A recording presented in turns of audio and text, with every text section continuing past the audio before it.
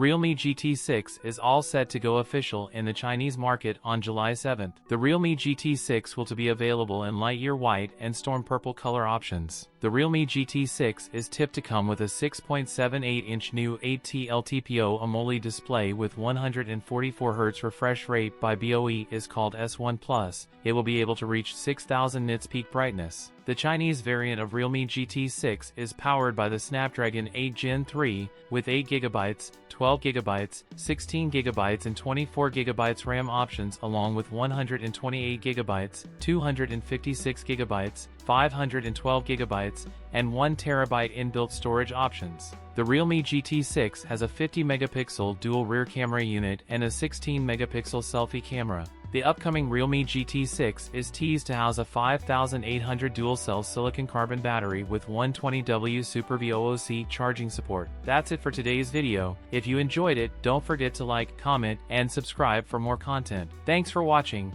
and I'll see you in the next one.